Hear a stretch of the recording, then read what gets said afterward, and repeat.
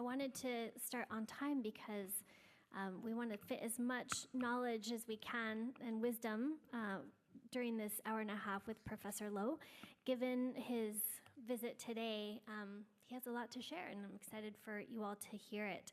I just wanted to say thank you, first of all, to all of you for being here, but also to everyone who's donated to Momentum. And I know you're thinking, oh, Elizabeth, always throwing Momentum in, but actually Momentum is how we were able to get Professor Lowe to come and to pay his speaker fee and his travel fees.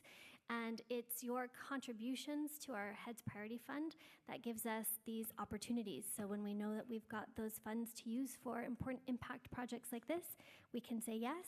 And so it's thanks to you guys that he's here today. So just wanted to let you know about that. And then I'm going to hand it over to Mr. Davis to do an introduction to our speaker.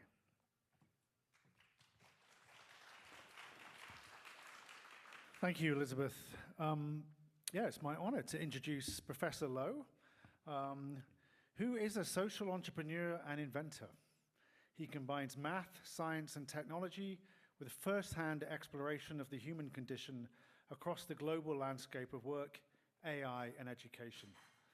His latest project that he told us about this morning unites math stars and actors to transform education. He won silver for Team USA at the 1999 International Math Olympiad and served a decade as national coach. He is a Hertz Fellow in a community of broadly innovative scientists with roots in the Manhattan Project and space race. He personally speaks in an unprecedented 100 plus cities per year, which he will show you, I think, in a moment. It's a punishing schedule.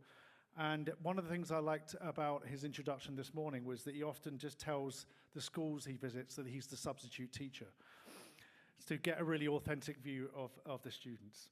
But he visits companies and labs, he does public lectures, and he learns while sharing ideas with students, parents, researchers, and policymakers, all while teaching at one of the world's foremost universities in AI, Carnegie Mellon, and running his own EdTech social enterprise. Today, Professor Lowe, who has been with us all day and has demonstrated incredible stamina, bouncing from a session with all staff in the morning to meeting with our AI and tech teams, our math and STEM teachers, our grade 9 math students, our senior school students who mentor younger students, our math club students, and finally a senior school grade 11 math class that I popped into, tried to understand and failed and left. His message that he will share with you, I think, is very powerful, using the phrase thoughtfulness and the notion of how to work with AI in a counterintuitive way around developing actually human relationships, compassion, and care, and working against competition, but collaboration. So without further ado, over to Professor Lowe. Thank you for being with us.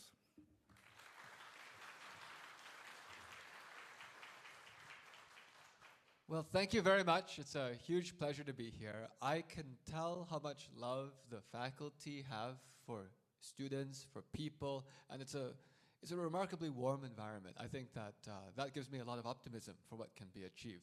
I visit a lot of schools, and as I visit all these schools, I can see what they care about. Actually, that's how I choose what schools to send my own kids to. What do they care about? Some people choose schools based on what kinds of results come out. Interestingly enough, sometimes if they care about the right things, the results come. But you know what? If you focus just on the results, you might not have the right care. So it doesn't go, you don't go first from the results. You go from like, what is the care? Okay, let me tell you a little bit about my background. So I happen to love talking to students as well as parents. So you guys are this is the parent crowd. This is fun. This is when I can talk to parents like a parent. I'm a parent too. Okay, I also have 3 kids. We also have 3 kids. Our kids, the youngest one is still cute. She's 11, so she's still cute. The middle one is 17. We won't describe him as cute because he doesn't want to be described as cute, I think. Right? But he's a senior in high school, year 12 in the United States. My oldest one is 19. She's a sophomore in university. She does her own thing. Okay, so I also have had this experience of raising kids, thinking about what in the world do we want to do for our kids. And I'll tell you, the way that we approach raising kids is fundamentally different between the first two, who are 17 and 19, and the youngest one, who's 11. The reason is because, when I think about raising kids, I think that the time you have the most influence is up until they get to about 11 years old. After that, your only hope is that you live a life that you hope that they want to be like, because they're just going to watch you, and if you go and say something, they will watch what you actually do. Okay, so beyond the age 11, it's just hopefully they want to do some of the things that we actually do with our lives. Before that, we can have more control. We can maybe say, you should do this, you should do that, and so on, right? But so, yeah, raising kids, is the older two, we had more of that influence on before AI was there. So what we thought was all the pre-AI stuff. The youngest one, oh boy, we've been thinking about the AI stuff for a while. I'm guessing you guys might be thinking about that topic too, right? I also have the chance to meet a lot of parents, because as I go traveling around, I give talks. Some parents have elementary school, primary kids, junior school kids. A lot of times those parents are asking me questions about things like, how do I make sure that my kid has good foundation in mathematics, which they define usually as meaning that they can remember their multiplication table. Okay, okay, they're asking me this question. Then when I talk to parents, when the kid is in middle school, which in America, that's ages about 11 to 14-ish, those parents are usually asking me questions about math competitions. They want to know how to help their kid prepare to stand out in this very competitive world, because the high school parents, the parents of high school kids, you know what? Can you guess what they're asking me about? What do you think parents of high school kids?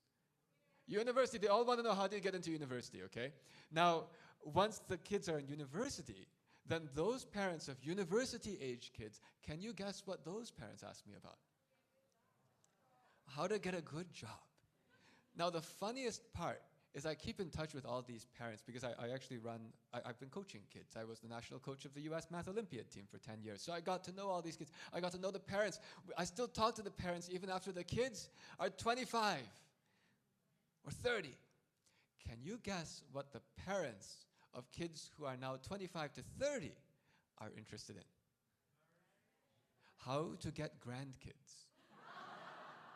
Now, this I always found very interesting, because it showed that the actual goal all along had nothing to do with mathematics competitions. The only thing the parents wanted to know was how to actually get grandkids. But they worked backwards. What they said is that the way you get grandkids, you first need to make sure that your kid has a good job, whatever that's supposed to mean, okay? You're supposed to have a lot of money, good job, whatever, good university, because that's how they'll attract a spouse. I'll warn you that I don't think that's the right way to attract a spouse. I'll just make that little warning right here, okay? But in any case, they think that's how you get the spouse. And then the way you got this great job, they thought, was by going to a university that's more prestigious. And the way you get to the more prestigious university you work backwards was somehow you go and do enough contests and grades and whatnot, and you get that thing. And how you got that was you made sure your foundations were good. So all along, the goal was to get grandkids. Oh yeah, I see that there's a kid here saying, what? That's what you want? Yes, that is actually, I think, what your parents want. Oh, okay. Not yet. Don't talk about that yet, right? Yeah. But you see, I think about this because I like to think how to help people get all the way to the whole thing that they want. I actually think this is kind of a funny concept too, because I was just I was at some dinner event last month, and there was a lady there who was actually a co-organizer of the dinner event. She's a wonderful lady. And we were chatting because she mentioned that her son is really into mathematics. Actually, he's a successful mathematics researcher. He is at some famous university, I forgot which, doing a postdoctoral research. That means he's I guess, got his PhD, and he has a temporary job for a year or 2 or 3 doing research in mathematics, and after that he's going to go and hopefully get another job at some other university. And so since the mom's kid is already in their 20s, I said, oh, maybe you're going to have grandkids soon too. She looked at me and she said, oh, no, of course not, because he doesn't have a stable job yet. Of course he's not getting married yet. He doesn't have a stable job. I thought about that. And I said, actually, I got married the day before I graduated from college. I didn't even have a college degree. I didn't have money. We had the opposite of money, if you know what that means, right? But I somehow found somebody whose value system was just golden. And then we just worked together, and we built our life together.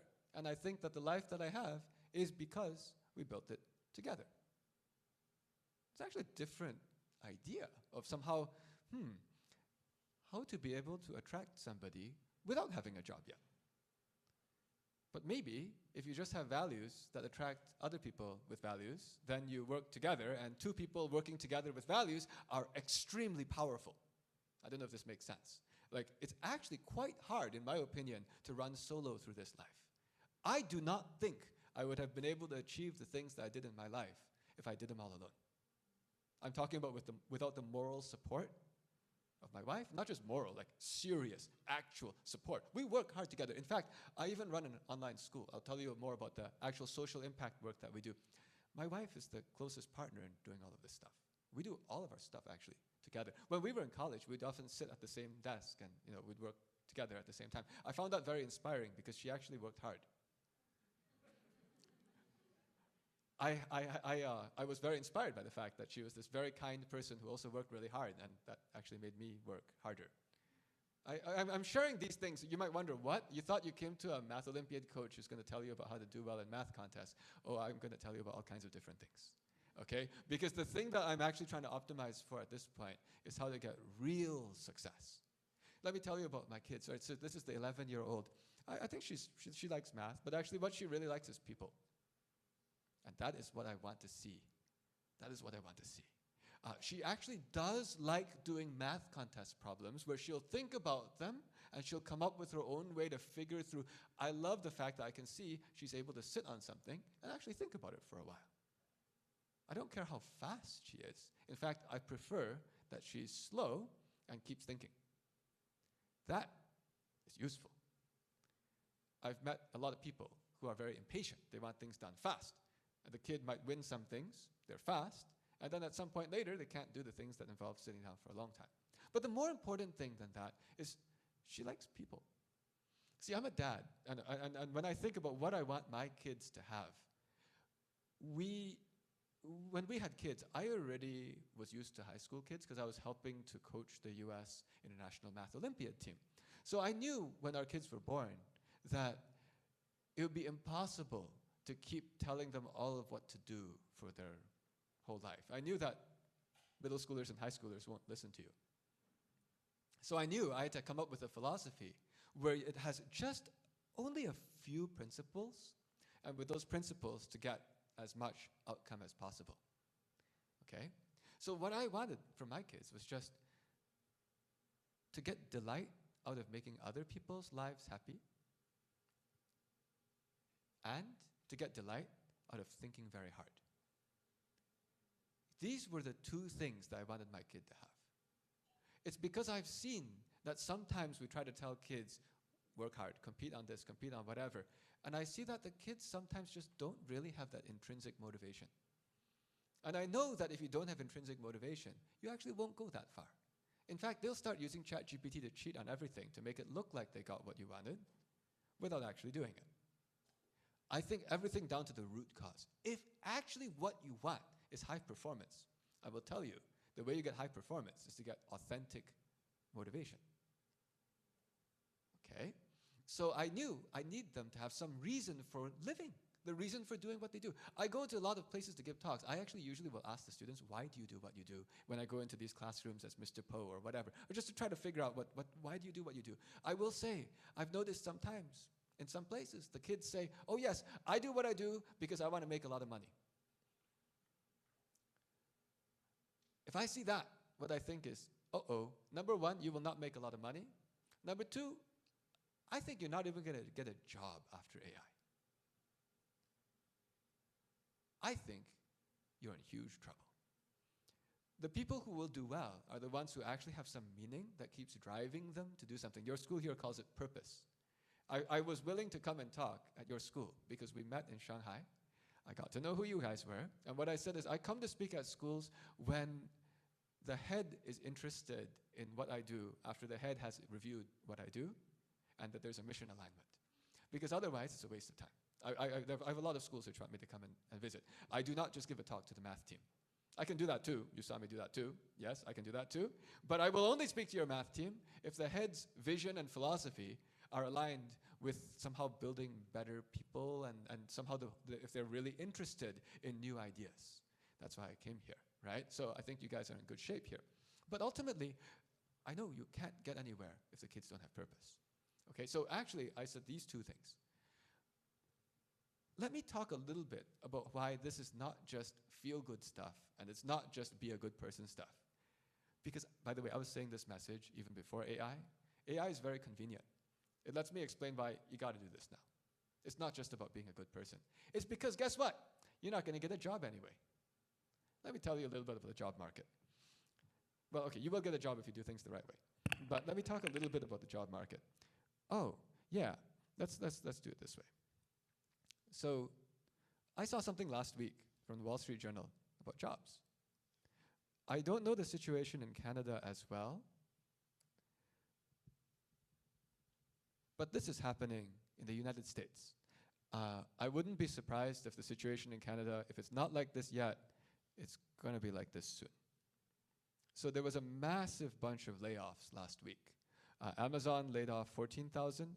UPS, actually UPS, this number is, it says 14,000. Actually, I saw another article saying UPS actually laid off 48,000.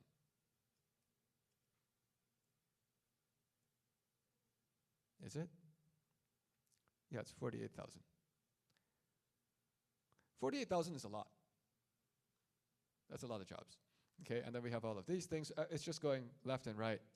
This is Amazon doing consolidation. So all of these things are going. Actually, it's interesting about the correlation between which jobs are disappearing. Oh yeah, and people are having trouble finding this thing. The system feels messed up, right? Yeah, after layoff, people are applying to tons of jobs, 1,000 jobs. This guy's working at a car dealership now. It's good that he got a job, right? Aha, this is the issue. The jobs are the white-collar ones. And furthermore, they align with having college degrees. So this is interesting. In the past, everyone had thought the solution to success is get into college because then you get this degree. So let's think carefully. Why did the degree help people get jobs before? Like, why? My analysis is it's not necessarily because the college degree taught them something that you couldn't learn otherwise. We've had online courses for a long time. If you want to learn all the stuff at MIT, Massachusetts Institute of Technology, it's all online. It's free, actually. It's called MIT OpenCourseWare. If you want to learn my classes at Carnegie Mellon, they're free. They're on YouTube. I put them all there because I like people to be able to see the classes. It's all free. So what actually is the value of going to a university? What's that? I heard some stuff. People, relationships, it's the network. The network is enormously valuable. When I do anything in the world, it's all about the networking. That's actually how I got to come here. It's because somehow some random network of somebody who knew somebody who knew somebody, we ended up sitting in a conference room in a school called SUIS, S-U-I-S, in Shanghai. And then we talked, and it seemed like we had similar mindset, and then here we go. Now we're here today. Who knows? Maybe through this, then the next thing you know, maybe one of you will want to bring these ideas to another place, and then things go from one place to another place to another place. Life is actually all about the network. And in fact, there is a value if you're going to university, which is that you get to meet some other people who are a little bit crazy. Because the admissions office did the job of finding people who are crazy. By the way, you've got such a network here too, I believe. I think that you have an admissions office for Mulgrave too. And I mean, you might be in, maybe some people here are from different schools. Whatever situation brings together a bunch of interesting people and interesting families, that's a network. But the funny thing is that sometimes students don't see that that's what they're supposed to really seize, because they somehow think that it's the degree that says they'll get the job. Well, in the past, there was something else the degree helped you to get. It helped to say, maybe you're good to hire. But that's because, again, oftentimes the signal was from, because you managed to get into that school, and you didn't fail. when you took the classes. That's roughly what that was signaling. That was a way of getting a job just because you have some kind of a credential. The difficulty is today, actually a lot of these jobs that AI is pretty good at. How many of you use AI to help you with your job? Anyone? I do. I do software engineering work for some of my stuff. Sometimes I'm looking up all kinds of information. I have all this stuff. I use ChatGPT for certain things. I use Anthropic's Claude for lots and lots of IT-related stuff.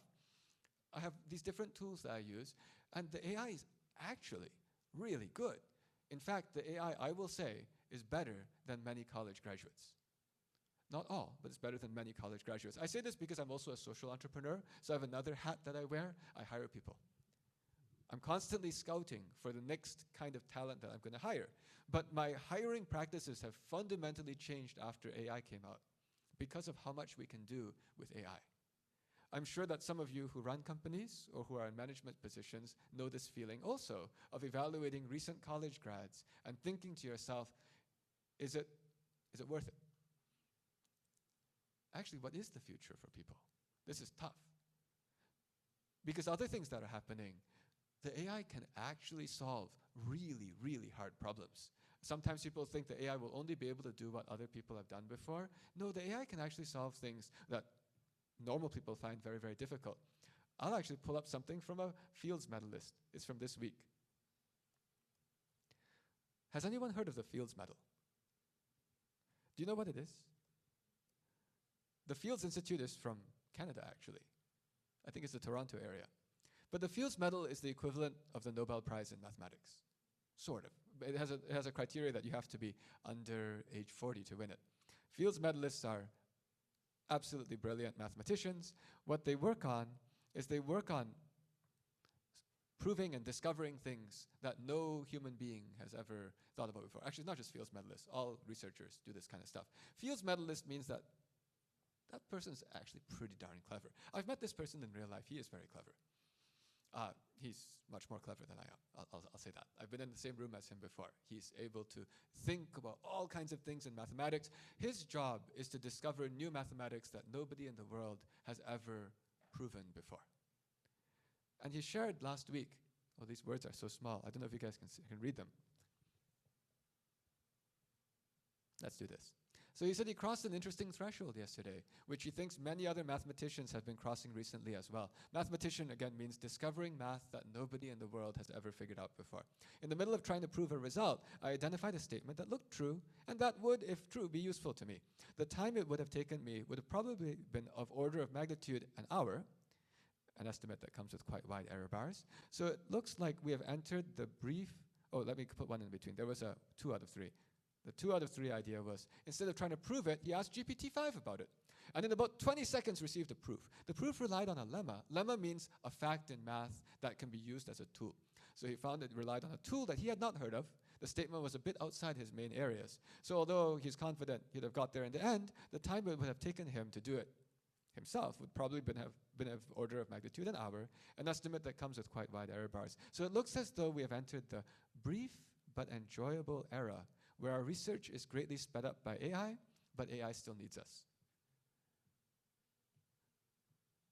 The phrasing is quite interesting. It says, brief era. And the brief is describing the fact that our research is greatly sped up by AI, but the AI still needs us. What happens after the brief period ends? What does he mean by that statement? What does he mean after the brief period is over? AI don't need you to do all these discoveries. He's talking about groundbreaking research on the absolute forefront of mathematics. Math was supposed to be hard. I need to find another job. Oh, by the way, I already did. I don't think about that anymore. I think about philosophy now. I think that's a better job. Okay? Your head of school is a specialist in philosophy. Okay? But in any case, I am serious. I think about philosophy now. I will say I think that the first subject to get completely dominated by AI is going to be mathematics, which is the exact opposite of what I thought 10 years ago. This is also why I'm running around telling people, hey, hey, hey, if what you think is AI can only do things that other people have done before, that is wrong. It is moving where people have not gone before. And then people start to say, but wait, wait, wait, didn't the AI get taught by people? How could it possibly be smarter than people? I just say, do you hope your kids are smarter than you? Yes, you do, right? I mean, like, the point is, actually, people generally keep learning more stuff. How do they learn stuff? They go investigate, they go play with it. Why can't the AI do that too? Sure it can. Actually, it's a little bit interesting to think about.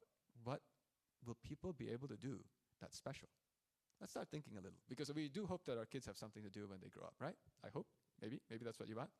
Okay. So when I started out, I told people should do math. Math is harder than what AI will be able to do. Nope. That's going to be done.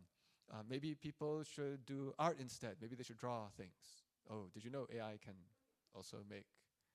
It's not necessarily really the next great artist, but it can make things that are visually pleasing enough to satisfy the commercial sector, which will get the job, yeah? Then people said, maybe do movies instead. Oh, have you seen Sora 2? Do you know what Sora 2 is? Let me just pull this up. The latest video generation thing, Sora 2. Whoa, what just happened? That's not what I want. There it is, Sora 2 is here. Here are AI-generated videos. Where is it? Can I find this stuff? Oh, here. Can you guys see this? 100% AI generated. Can you tell? Look at the physics of that. AI generated. This one I can tell is AI generated. This one I can tell is AI generated, but that's because they intentionally gave it that ridiculous prompt, okay?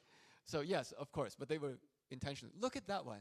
See that sand flying around? See that volleyball? Can we believe anything we see on the internet anymore? Actually, this is my biggest problem now. Oh, we have election day in America right now. I see all this stuff about like the different candidates.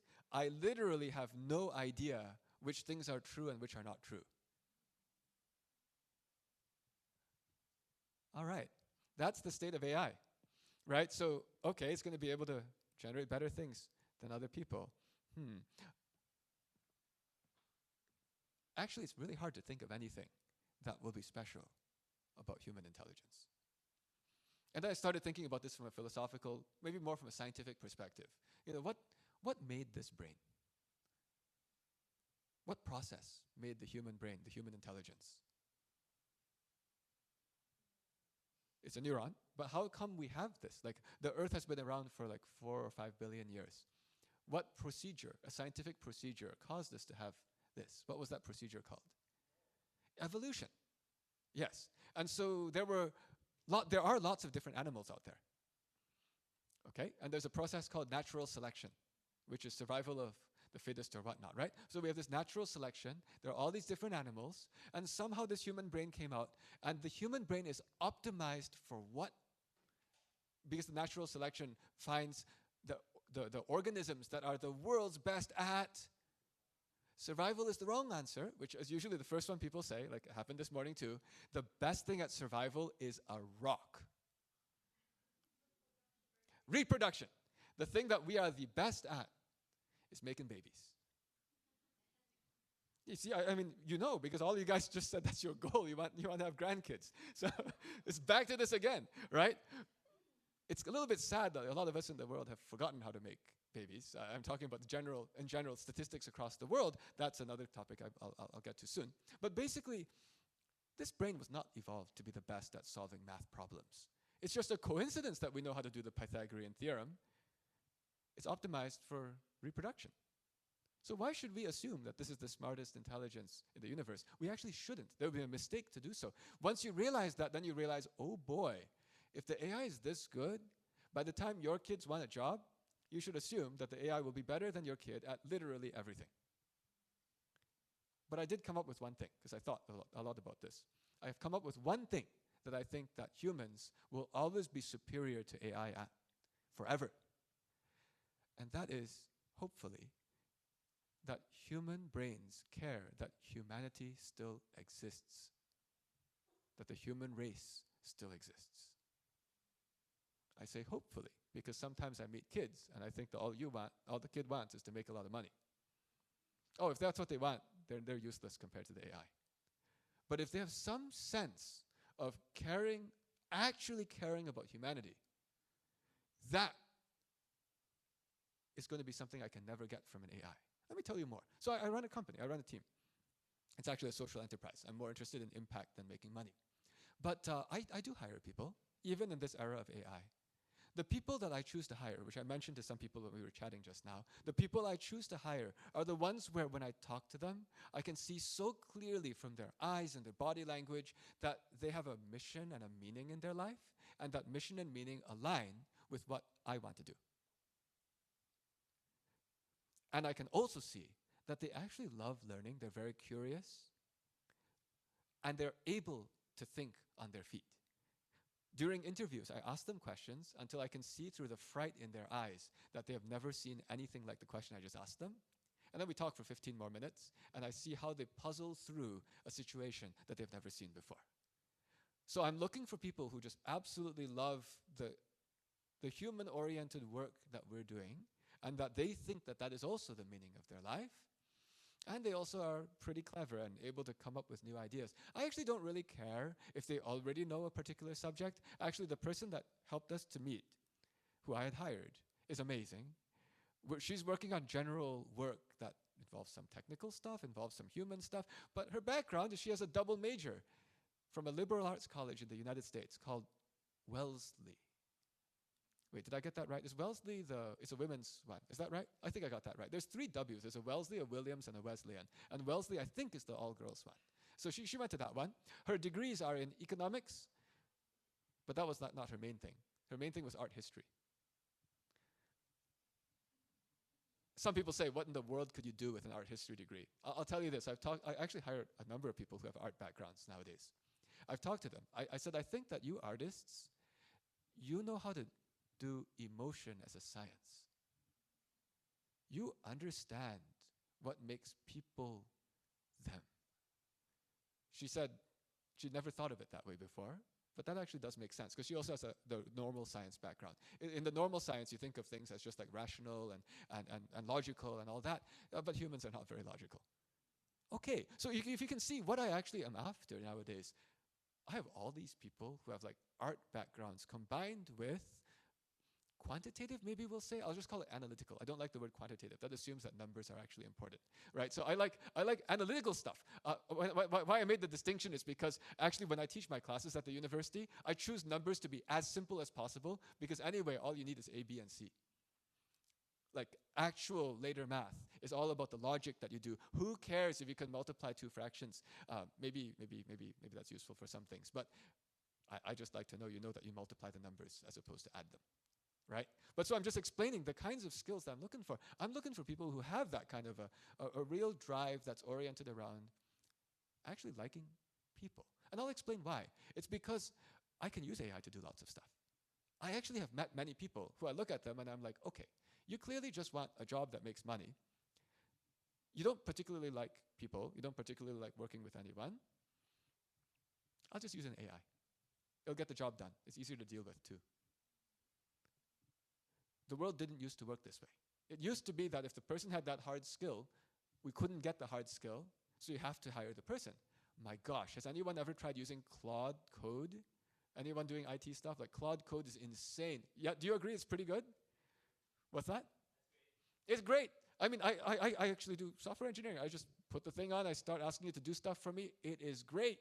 It actually does the job. Right? So in fact, there's a lot of these different jobs out there. I'll be honest, like when I work with employees, unfortunately sometimes I will ask them to do something and I'll be like, I'm not sure that was that good. I started using a litmus test of, if I asked you to do stuff and I wasn't happy with it, I start to type the exact same email I sent you into ChatGPT. And the comparison is called, is the output of ChatGPT superior to the output of my back and forth with you? Unfortunately, there are people for whom, unfortunately, ChatGPT is better. ChatGPT costs me $20 a month. Okay? But there are some people that I'll keep on. The ones who I think are so mission aligned that they're going to keep trying to figure out how to do this stuff and they can learn, then the reason I'll keep working with them is actually because I don't want to have my whole business stuff tied up with various AI models, because the AI models change. They get upgraded.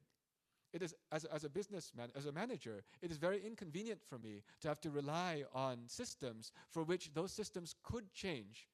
No, I have a value in loyal employees who have mission alignment, that we are going to learn together for a long time. We'll work together, because you're not going to change overnight, right? But that also only comes if, when I talk to the person, I think this person is a great person to have a long-term working relationship with. I'm not actually talking about soft skills. Sometimes people say after the time of the hard skills, we need soft skills. It's not a question of the skills, actually. It's a question of the intent. Why do you exist?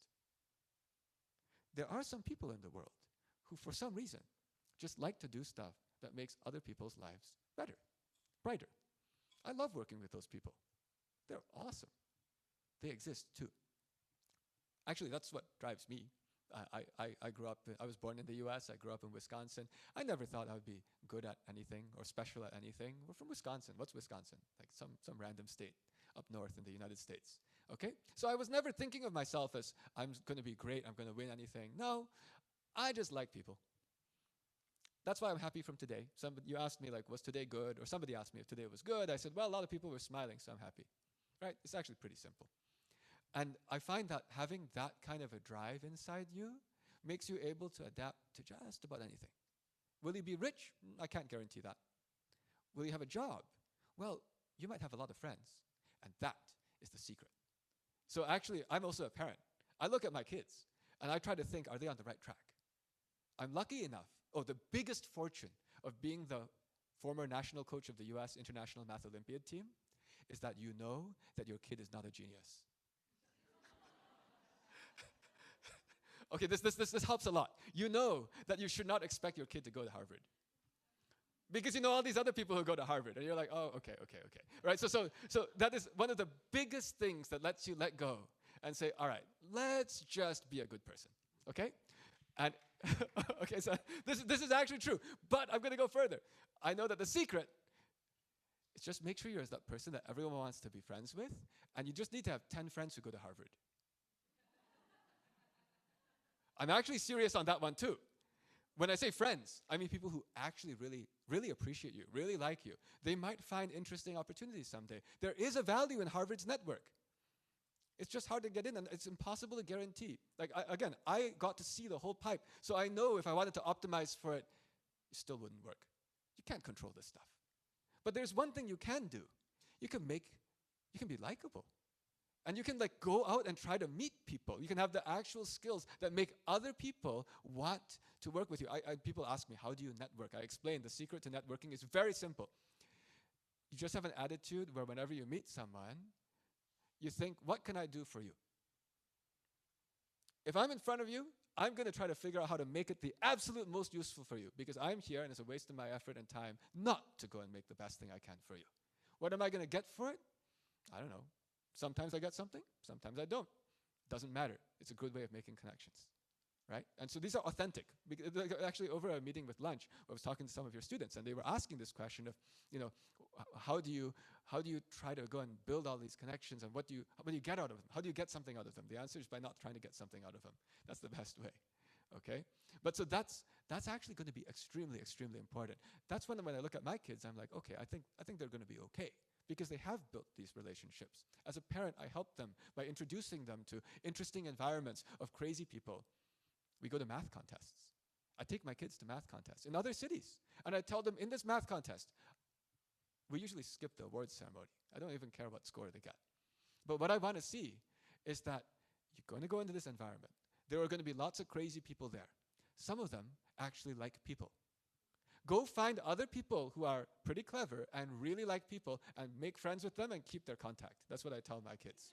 Okay? Go fishing among communities of people who are really crazy and really ambitious and find everyone who likes people and be their friends. Very simple strategy. That's what I do. That's what my kids do. You make a lot of friends. And the friends are like real, because it turns out that people who like people, interestingly enough, are mutually supportive of each other. Yes, I know we're used to a world which is heavy on competition, but I'll just say I've seen what happens if you just try to compete. Yes, in the old days, maybe you would have this great degree, great achievement, and you get something out of it. Today, you're not going to. How I know is because I actually get to see the other side. I'm an employer. The job market is a bloodbath. Actually, the thing that makes me the most sad is I'll be at job fairs where people are trying to get a job, and you'll see all these technical people come up, and they'll be all trying to get a job, and it's like for the first time in maybe months or maybe in years, the person's wearing a suit because they want to get a job. They think that's going to impress. But once they wear a suit, this queue of people, they all look exactly alike. Then they're all showing up with their resumes. Since you're doing it at a university, guess what? Every resume says the same college name. They're all coming up with this thing. Somebody has a GPA of something, someone has something else that's off by 0.1. Who cares? Everyone is basically the same. They're all doing this. And I know that the sad thing is that most of them aren't going to get anything. This is actually what I see today. Occasionally, you see someone come up, and they're not wearing a suit. And they seem kind of interesting. And then they are the one who get it. So I tell my students, when you go to a situation, don't always try to fit in with everyone and do everything else everyone's doing. Actually, what I tell them is if you see a strategy that everyone's trying to do, run away, find something else. Okay? I will never try to compete with lots of other people on a pathway that I know that lots of people are doing, because I know that me winning is going to be pure chance. There's no such thing as work harder than everyone else, because that's what all the other parents have told their kids. Work harder than everyone else. It is just called a traffic jam. That's actually how I think of it. It's a traffic jam. So in my life, I've always been trying to find out what are the things that no one else is doing. Oh, actually, that's back to creative thinking. I should say a little bit about the value of math. It taught me how to think creatively. I do think math is very valuable. But if you learn it the right way. The way I learned how to do math contests was by thinking. I didn't actually have a coach tell me what to do. I would just look at a hard problem and think about it. Usually it would take forever. Sometimes I wouldn't get it. And when I was in middle school, my mom could maybe give some hints. But after a while, my mom was also finding out, these are hard. How do you do this thing? And at some point, it just became me thinking about it for a while.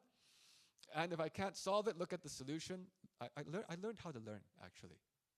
And I loved coming up with my own way. I've been telling your teachers, these math contest problems are valuable. They're a good pathway for teaching kids how to come up with your own idea and how to actually think. Today I taught in some classes, and the way I was using to teach in the classes is we were playing like soccer or basketball with ideas. That's actually what was going on. Like, it was not a style of, let me go and show you how to do this thing. Nope, it was, oh, let's start talking about this, and oh, suddenly we're talking about angles and degrees, and I said, oh, you know what? Actually, does anyone know why there are 360 degrees in an angle, a full circle? Why is it 360 in a full circle? Then we started talking about calendars. The year has about 360 days in it. It's actually 365. But why did they use 360? Well, it's related to the Babylonians. We started talking about history. We ended up talking about one subject after another, ping pong, running around. There was this really fun kid in the front who would occasionally say, how in the world did we go from that? Why are we talking about this now? By the way, that kind of a skill of being able to be on the ball and fly with ideas, that is extremely valuable. And that's actually what I try to give the students. Whenever I teach a class, a lot of the stuff is the students generating their own ideas, because I want them to get the experience I had when I was growing up.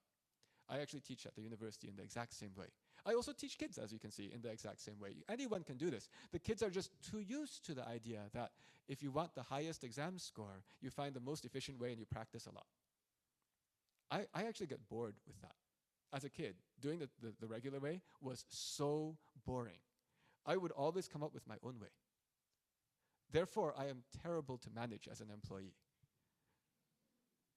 Why in the world am I here right now? I'm a full-time math professor at Carnegie Mellon University, and I'm here in Vancouver. My style is always, yes, somebody tells me what they want me to do. Okay, then I think about it, and I think, why did you tell me to do that? What are you actually trying to achieve? Can I come up with a better way to achieve what you wanted me to achieve? That is not even what you asked me, but it's going to do a better job. Actually, that's how I got promoted eventually. Like, I somehow just always come up with a thing that you wouldn't have thought to tell me. That in my organization is also how I promote people. I explain to people, the way you get promoted in my organization is you do something that I thought was impossible. You come up with an idea that I didn't think would work, and you made it work. Wow, that means I shouldn't manage you anymore. Did that make any sense? Like, I should not tell you what to do because I'll tell you to do something, and it'll be worse than what you could come up with yourself. But this kind of synthesis of ideas, that comes from the person having their own purpose and direction and the ability to synthesize some new ideas. That, to me, that combo is timeless. And actually, I'll say one more thing. We're going to need a lot of people. We actually will need people that do jobs. The thing, though, is that the jobs they're going to do are going to be so different from the jobs that are out there right now. Just like how, after the Industrial Revolution, tons of jobs changed. And then, actually, today, we actually have most people doing jobs that are different from what people were doing in 1800s and 1700s London, right? Jobs have changed. Let me tell you one place I think we're going to need tons of people. Oh, the more AI I see out there, I see this in my own organization. We're going to use AI. But everything that gets automated, I will need more people to make sure that all the automated stuff is actually doing what I want it to do. As a leader, if we have tools that can make things happen really, really fast, it means we can also move in the wrong direction very, very fast. What kind of person will I trust to monitor the direction of all of these tools? Only a person who's not just doing this for the paycheck, not just doing this for the, like, I'm doing this to do my job. No, no, no. They actually care that what we're going to do is going to work. People with clear principles are going to be actually employable because we're going to need that. If you think about it, actually, the more AI and the more technology out there, the more worried you should be about things going nuts due to mistakes. I'll give one very clear example. Has anyone ever seen the self-driving cars? Has anyone been in one? Do you trust it? You love it. Yeah, it's a wonderful time-saving thing. But what I want to say is, how do you know that it's not just going to go and kill you?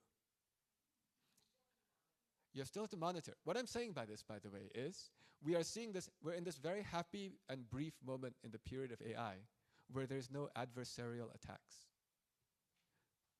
What does an adversarial attack mean? It means somebody who wants to make sure that bad stuff happens and uses the fact that things, technology, let you multiply things. I'll give you an explicit example of something that already happened, but you probably didn't think of as an example of this. Not really AI, but maybe they did use AI.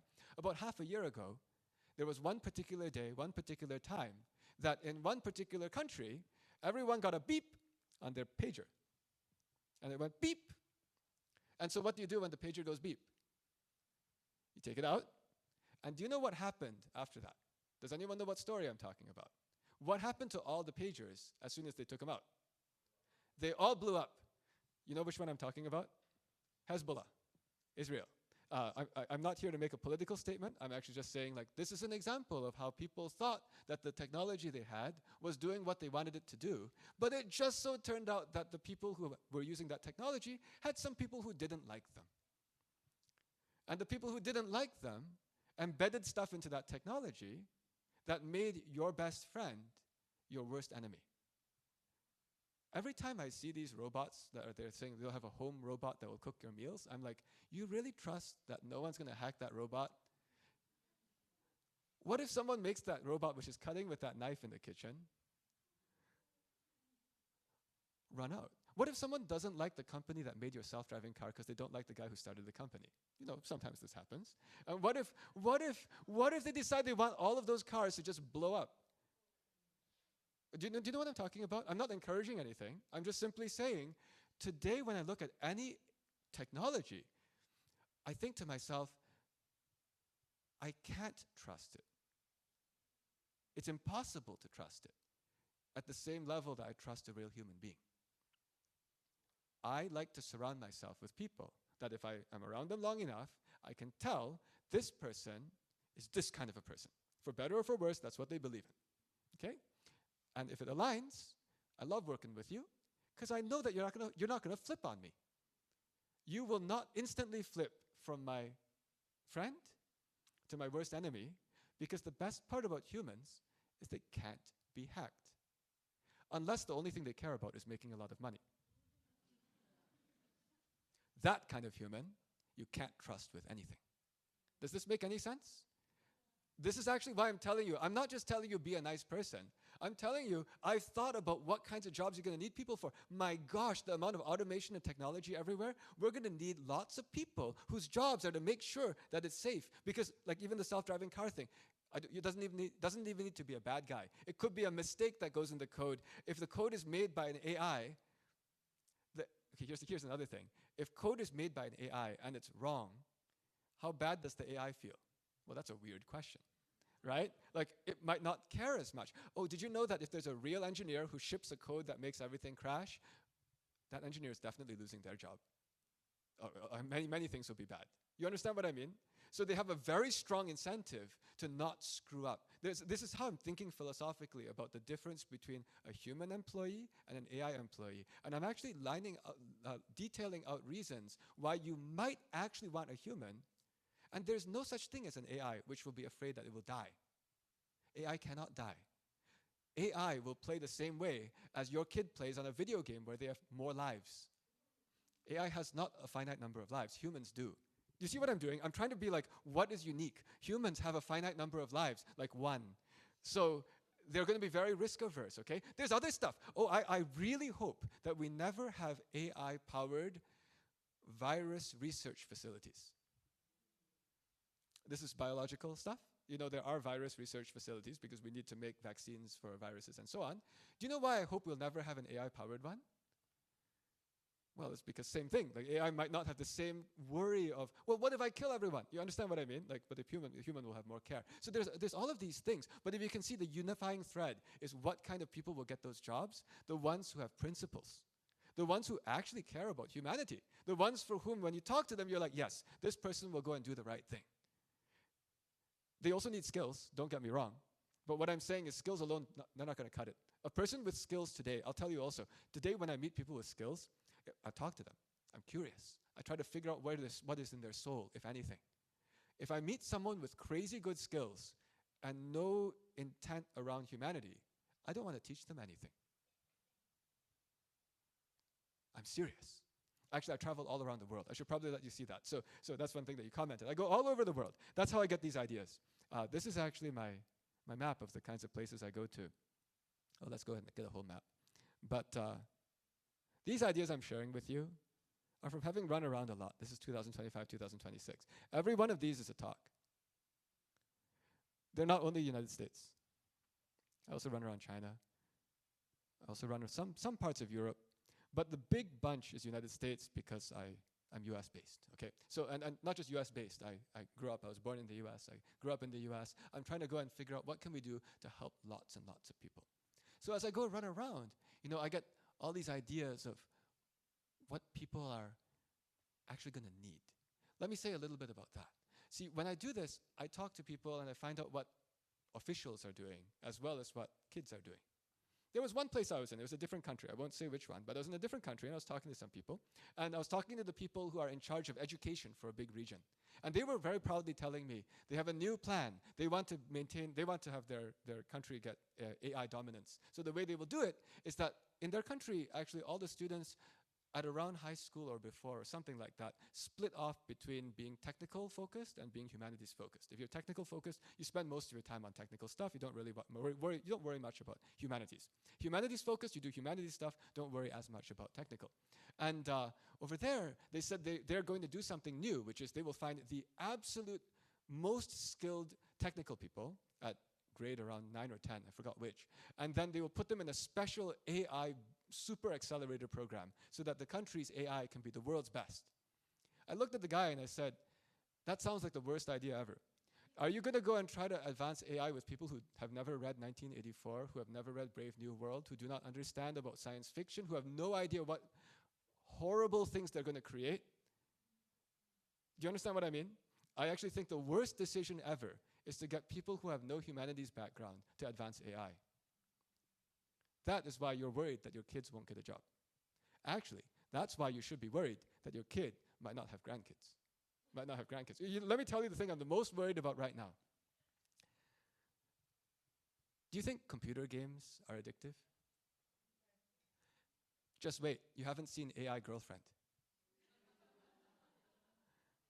AI girlfriend, AI boyfriend. I anticipate that will be a massive reduction in global population. By the way, from what I understand of biology, if your kid gets an AI girlfriend, you will not have grandkids. Okay? Those things are happening. You know why those things are being made? It's because they make a lot of money. Any company that manages to do that, they've addicted you better than TikTok. I find it quite surprising that there's no effort to regulate any of those products. That already exists, by the way, AI companion. Forget about girlfriend, boyfriend, whatever companion. Those exist. People are already becoming attached to these AI partners to talk to them instead of a real human being. That is the kind of thing that happens if you have people developing advanced AI who don't think about these other things, okay? So as I go and travel, I'm looking at this and I'm seeing the ecosystems. I also am traveling because I'm interested in seeing what we could do, something hopeful that we can do with actual kids. Let me switch over now and start talking about some things that might be hopeful, okay? Because I shared all these concerns. I also see some way out. I did tell you, I think there's going to be a lot of jobs. The only question is, how do you get people to have those jobs? The first is to have a philosophy which has some definition, right? Because oftentimes, if there's just, oh yeah, be a person who likes people, what's that? So to make it simple, I have actually coined my own way of talking about it. I call it being thoughtful. Okay, so this is a pun. I'm actually leading a movement to go and build tons and tons of thoughtful people. Thoughtful is a play on words. It's supposed to make you imagine the English word thoughtful, which means, what does the English word thoughtful mean? Kind, that you somehow care about the other person. But I've spelled it in this weird way.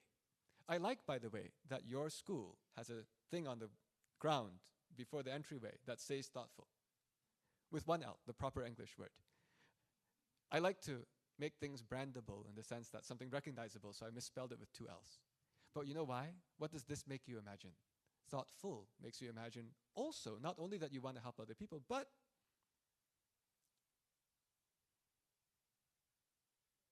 you're also full of thoughts. You think. I think that the way to help humanity and your kids thrive is to have it so that they actually love other people. Now you see why I'm so concerned about the love other people more than the AI girlfriend. Like love real people, okay? And at the same time, love thinking.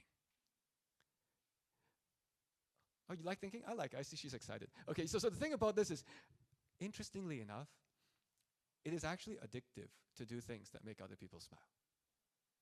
I suspect that's an evolutionary trait of humanity.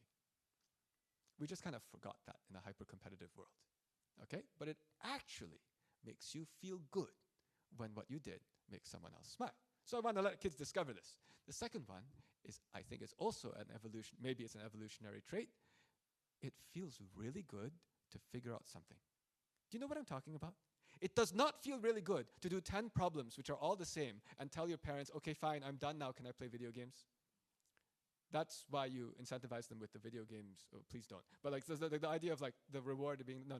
The thing is, the thing that is fun is you sit down and you think about something and suddenly, wow, I figured this out. I want the kids to realize that actually feels good. So I'm not cheating anyone. It is actually pleasurable to both delight other people and to understand stuff and to think. But I want them to think really hard. I want people to love, to question to the root of reality. I don't want anyone to say, well, the way we've always done things before is such and such. No. Question everything and think all the way down to the bottom. That's why I love this whole philosophy thing. Philosophy, by the way, is the ultimate target after you go and do enough math, actually. If you think about Plato, Aristotle, all of these ancient Greek mathematicians, they're also philosophers. So in fact, it's not crazy to go and say, let's try to understand deeply. So I'm trying to build a lot of people who are like this. I think that they will do much, much better in the world. And they'll also help save the rest of us, because we hopefully will need to be saved by people too. Okay, how to do this? Well, one thing is I give these talks. Hopefully, this has given some ideas. If you want a very practical thing, how to make sure your kid is on the right track, what I do with my kids, I always look at them and I think to myself, would anyone ever want to marry them? And then I ask myself, second question, and would they stay married?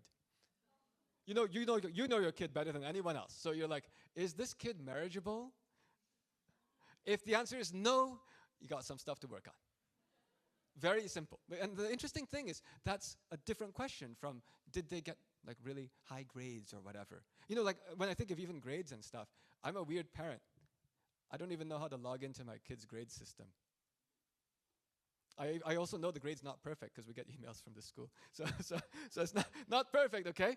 But why am I happy? Because I can see that marriageable, they're marriageable, and they really like people. They know how to think in these ways. Oh, and they also are good at making friends with other people who might get into Harvard or MIT. Actually, my oldest son, I only have one son, but my middle kid, he's a 17-year-old. He's the senior. He's applying to college, and I've told him, like, no, okay, if you get into college, good for you. If you don't get into college, I save the money. That's my attitude. I don't actually particularly mind whether he goes or not. With my youngest one, my parents asked me, they said, oh, we have some money, we want to contribute to your kids, the 11-year-old's college fund. I said, don't. I have no idea if she's going to go or not. I actually said so. I said, don't. So we don't take their contribution. I actually think it's a mistake to invest in their college fund for an 11-year-old at this point. Maybe they will go to college, but I'm not sure exactly what's going to happen. You know, because again, I'm actually very serious about this. This is not just like me telling you, oh, yeah, it doesn't really matter. No, even the way we operate with our own kids is that way. If they do get into college, then they earned it themselves, and then they feel like, oh, it was a great opportunity. Then I know they won't spend the whole thing playing video games. This is actually part of the design. It is, if you could earn the way into college, we are not going to get you a college admission counselor, by the way. I think those are all fake. When I say I think they're all fake, I mean they make fake things, which I don't like. If you can't tell, I like truth. I do not want my kid to be packaged up to be something that they are not. If you can get in on your own two legs, you get in, okay? Yes, they can get advice. Their school gives them advice. That's fine to me. I'm fine with that. I think that schools usually are very, they have ethics. I'll just put it that way. I trust most schools with this kind of stuff because they know what's ethical and so on, but I will not go and find some third party, someone else to go and coach my kids. And the net result is they may or may not get into college, but I'm not worried because they have this other stuff. Okay, so I'm just sharing that that's actually how I approach all of these things. Well, how to go and help more people. You already heard me say this thing about college. By the way, I don't want to say don't go to college. I guess we do need you to pay tuition. So maybe if you do go to college, good. We appreciate it, right? But I will say, don't get so stressed about it. Okay, there is a value in going to the college, that network you build. But then I started thinking, can I build that network any other way for lots of people? Okay, and let me tell you about what I built, because I'm a social entrepreneur. I come up with ideas to fix problems that I see. I said, I want to go and inspire a huge number of people to be thoughtful. How to do it? Well, apart from giving these talks, the other thing I could do is I could work with 11-year-old kids, plus or minus 2 or 3 years, 9 to 13-year-old kids. I decided to work with those kids for one very critical reason. That's when they stop listening to their parents. Actually, at that point, all the parents need to find ways to get messages into them that don't obviously come from the parents. You know this? We have kids. We did it 3 times, okay? All right. Then I started thinking, where do these kids get their values and dreams from? What inspiration source? Friends. That is the single biggest force in human propagation of culture. It's called peer pressure. Actually, these days, the peer pressure is massively amplified by the fact that most of those kids, they will go and search for the central source of truth where they can see examples of happy people that they will want to be just like. And that central source of truth is called TikTok, Instagram, and YouTube. Anyone observed this? Has anyone observed this? Yes? And then they're looking for examples of people who are actually happy and around their age. There's a reason they don't want to listen to people who are older. It's because they somehow know, if they follow the same roadmap that we did, well, we got a job, we got a house, we got all that stuff. And they know, well, they don't know, but they actually are right. They're not going to be able to buy a house. What's your housing market like? You know what I'm talking about? You know why they can't buy the house? Because we bought all the houses. Is that how it works here in Vancouver? Yes. By the way, this happened everywhere in the world, in every country. Everywhere. All the houses are gone. Okay. So they're looking for someone else who's around their age, who has discovered delight. And then what I observed is that a lot of these examples of really happy people, I was not 100% happy with the kinds of principles and virtues or lack thereof that they propagated. Okay? Because unfortunately, sometimes when people wanted to see an example of a person on TV who's really clever, well, you know, the most clever guy is named Sheldon Cooper. There's this marvelous TV show called The Big Bang Theory. It goes and shows all the kids that, you know, if you have choices of what you could be when you grow up. There's this Sheldon Cooper. Who has seen this show? Sheldon Cooper. Isn't Sheldon such a wonderful guy? Well, I don't know. The people look at him and they say, I don't know if I want to be him. But the even worse situation is, do you know there's a female main character? Who's the female lead character? Anyone watch this show? I've seen so many episodes. Penny. There's Penny. And there's also an Amy. I don't know how many of these episodes you guys watch. Amy is is she a molecular biologist or something? Or she's like a biology researcher. She does not biology, not molecular. She did like monkey research or something like that. So there's this actual like scientist character, and then there's Penny. And how did they choose to portray those two female characters? What attributes does Penny have?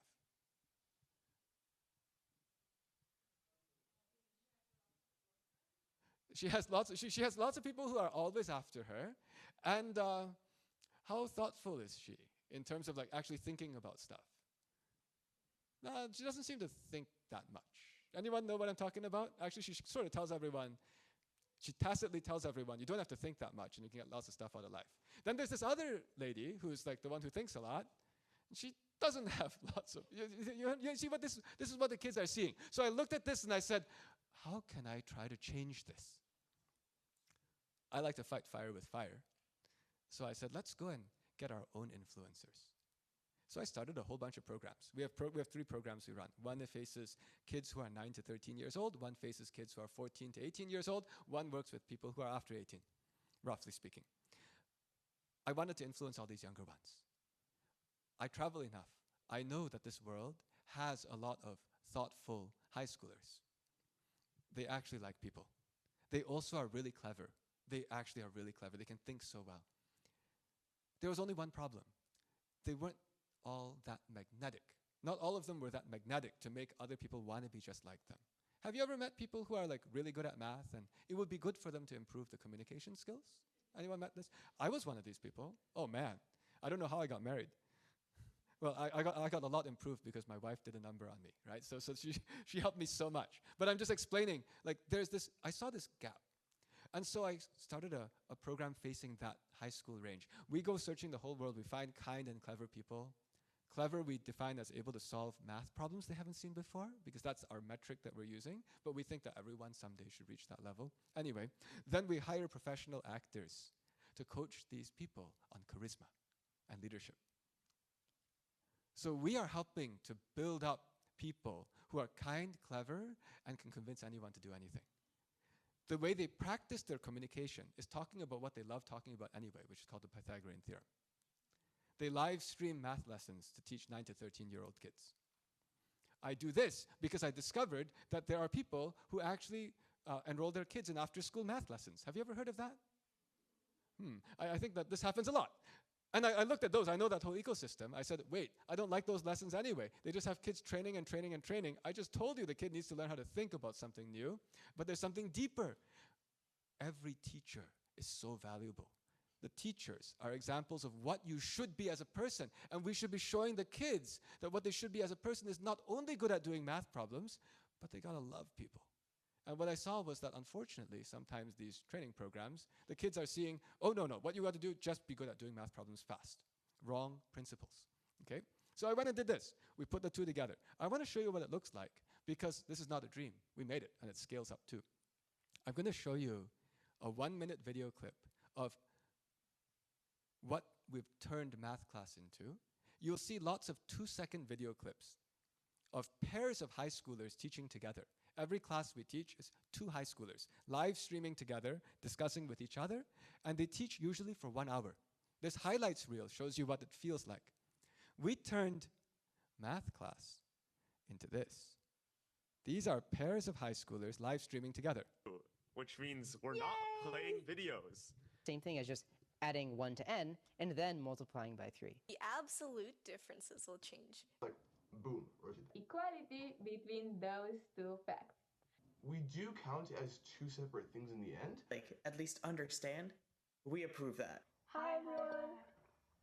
And then we look, we say, okay.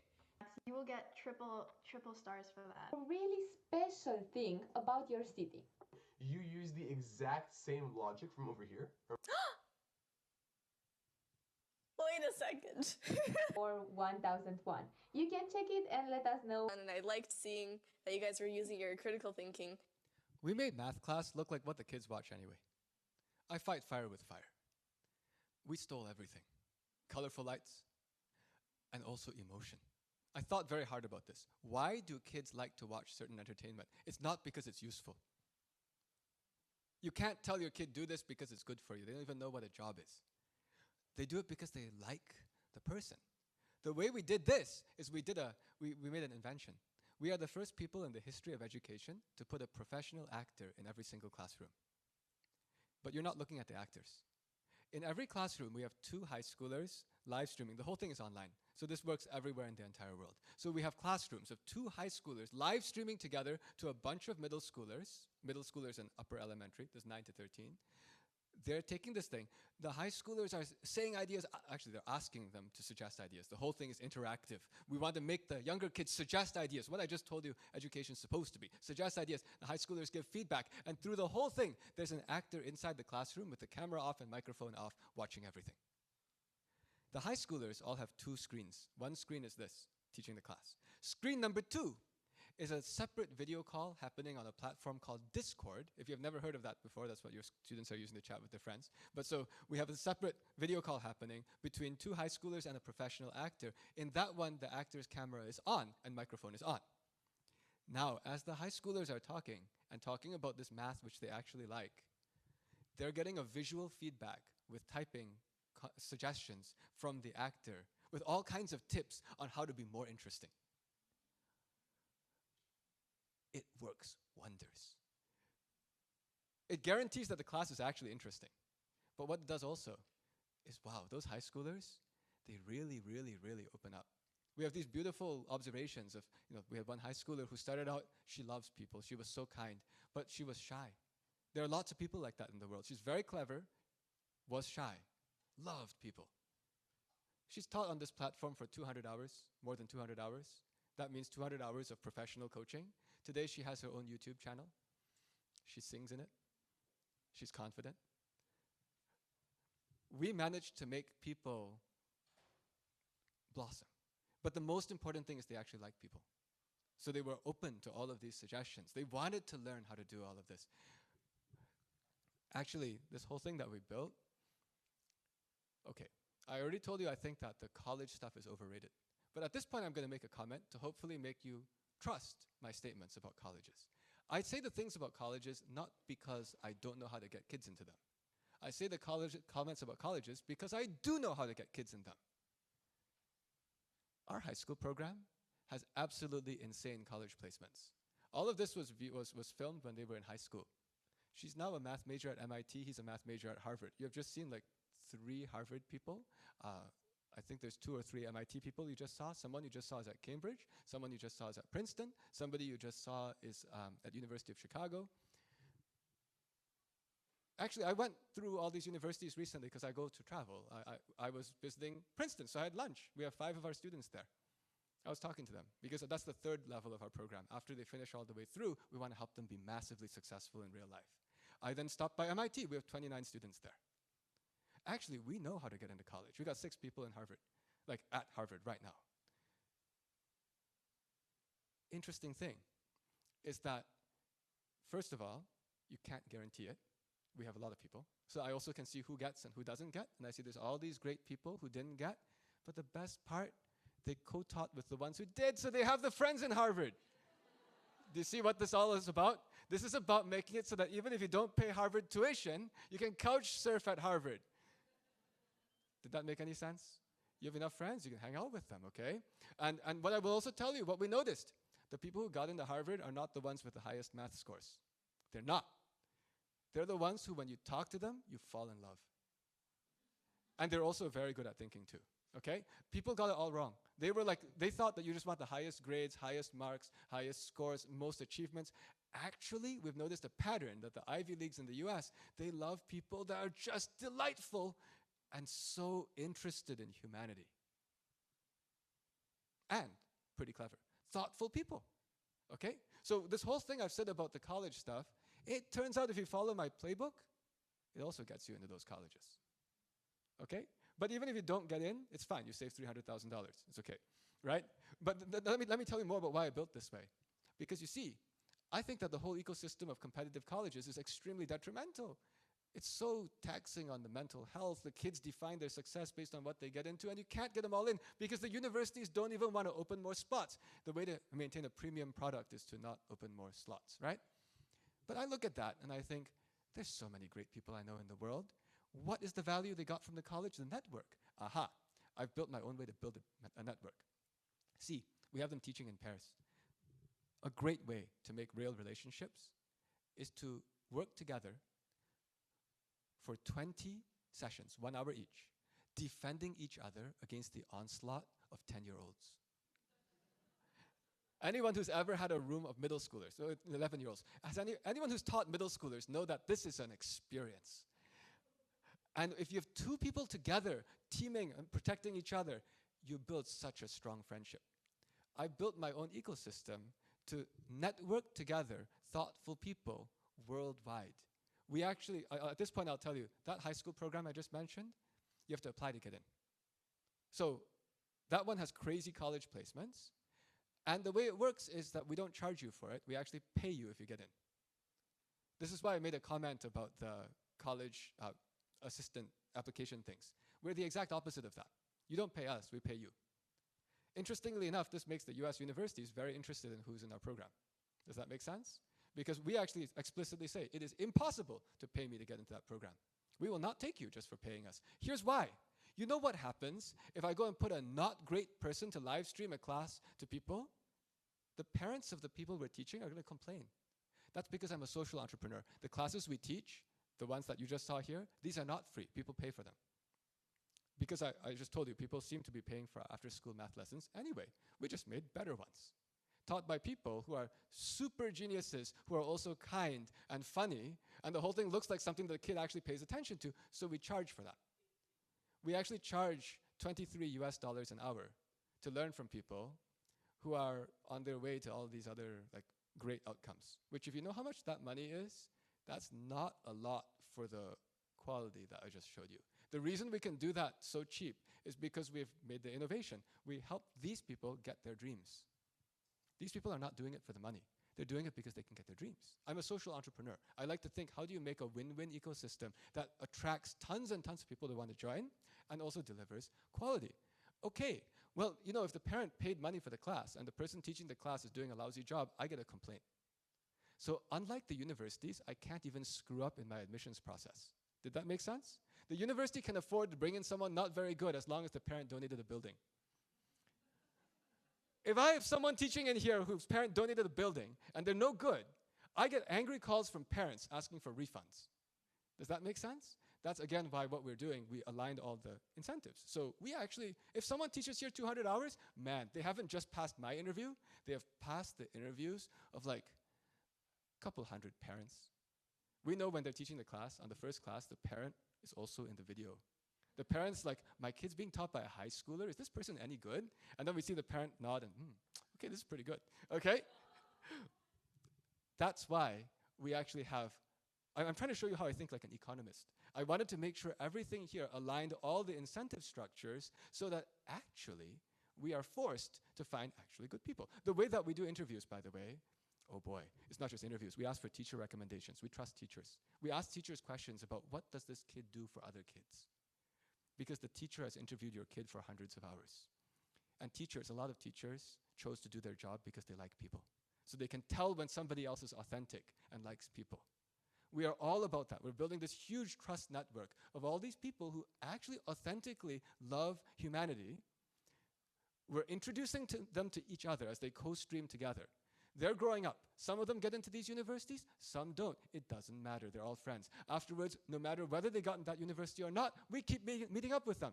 And we give them all kinds of advice about how to start a company, how to use the network that you have to go and do more stuff, how to run for political office. We're actually giving them all of these kinds of advices. Because then it doesn't even matter what the universities are doing, because we've built our own parallel network structure. I built this because I don't know what's happening in the world. I think it's a big, big mess, and waiting for systems to change takes a long time.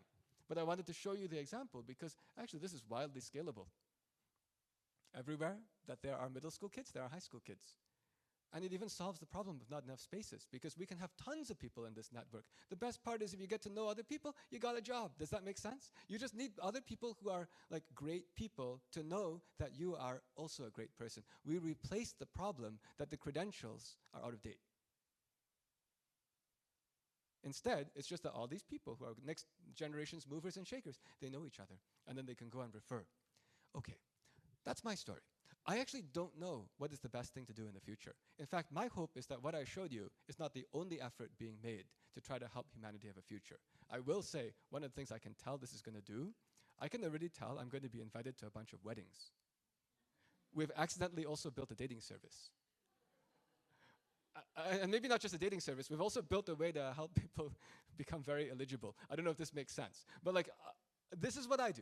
I hope that there are other people out there who are going to work on things. I know your school cares, and that's why I'm very happy to be here. I hope that other places all around, I hope that everyone works together on this thing, because ultimately, what is the unique thing about human intelligence? To care that humanity still exists. Thank you.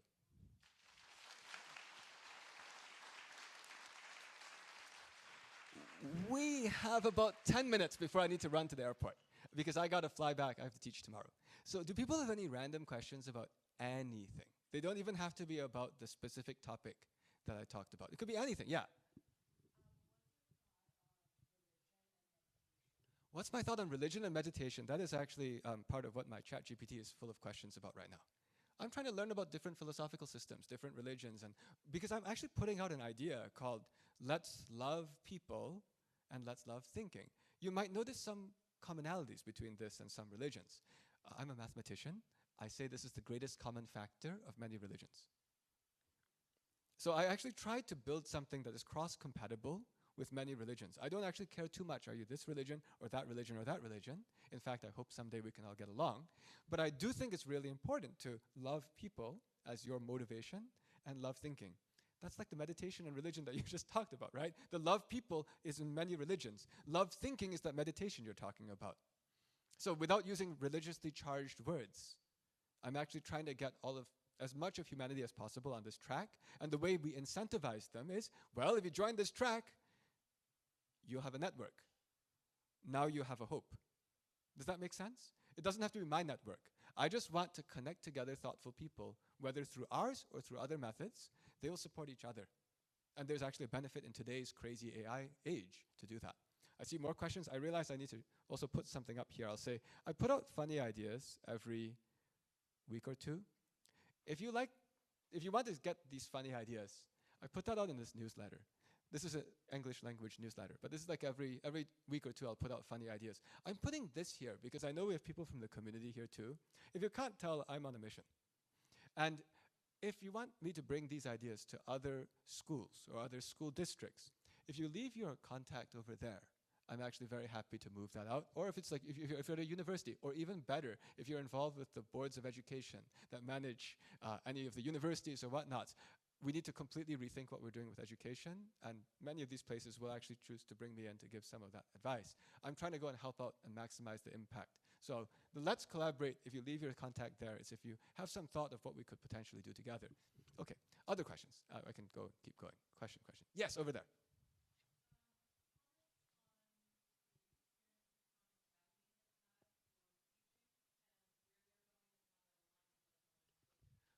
Khan Academy, what they've been doing with teaching, how it aligns or doesn't align with what I've been doing. First of all, I respect Sal Khan. He is committed. He really wants to do things that are going to help lots of people have opportunity to educate, to learn.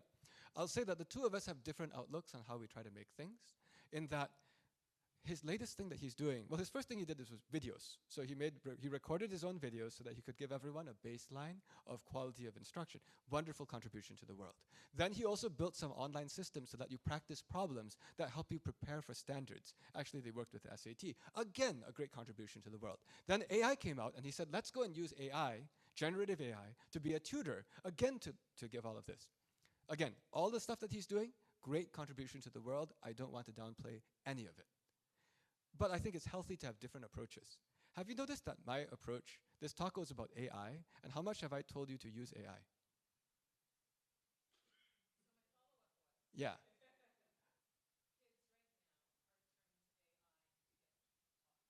Yep, kids are looking to AI to get taught. I want people to love people. So my approach is, yes, sure, I could use AI to do this. I've had people tell me, can I get the recordings of all of your classes? They would like to train their AI models to make virtual, fake videos of people teaching other people, because then you could do that. What I said is, actually, I don't want that. I want that when you're learning a class, you know that's a real human being. The reason is because I find it remarkably inspiring to see a real human being do anything, because I think if you could do that, maybe I could be something like that. Because you are a real human being. If I see an AI being a horse riding a horse, I will not say, I bet I can be a horse riding a horse. There is no way that is going to happen. If I see a real human being ride a horse that rides a horse, then I'll think, maybe this is possible. So I think there's actually a very interesting thing about kids' psychology.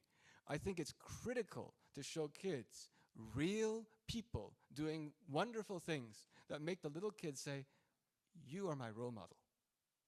So that's why we have a different approach. I actually think it's dangerous if kids start using AI to do too much stuff before they've gotten mature enough to understand that people are awesome. At some point, once you know people are awesome, go and use all your tools, it's fine. And again, that's why I say the things he created, it's great. If you have the maturity to understand this is a tool to help you do something, and maybe you're even like 50 years old and you want to learn this stuff, great. But if the kid is young, show them a real person with joy in their eyes.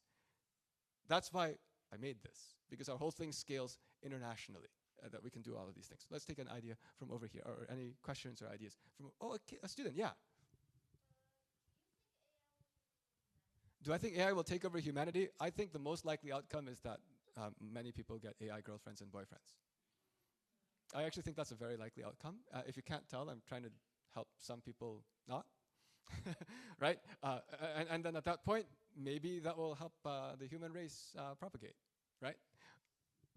In terms of AI actually wanting to take over humanity, I think there will be actual humans who want to use AI to help them take over humanity. I fully expect that to happen. Again, that's why I'm trying to unite together lots of people who actually care about humanity, also actually have skills, and who love people. It's all about the power of the network. That's what I'm trying to do. Oh, did you know? I used to be a mathematician. I have a PhD in math. My specialty was network theory. That is actually why this is what I thought of. My specialty is network theory. I realized I can make the equivalent of a small town network through this program by intentionally connecting people from far away, those high schoolers from far away. We run classes with students taking them from all over the world in the same classroom. These are all online. We are tightening up the world to make it a smaller world so there's more trust. That's the structure of networks. That's how I was thinking of this. So yeah, more questions. Over here, yes. Yeah.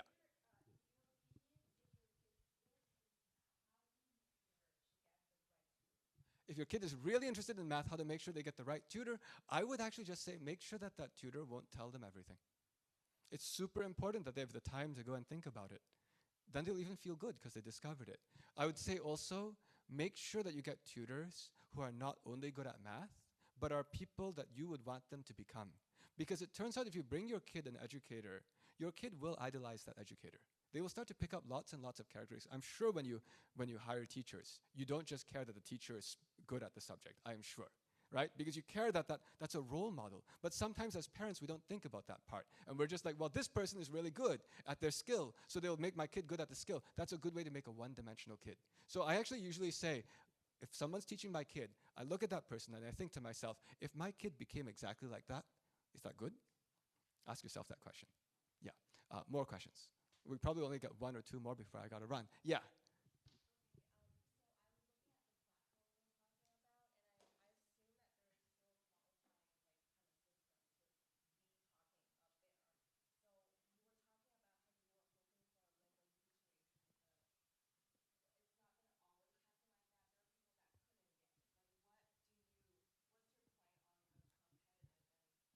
Got it.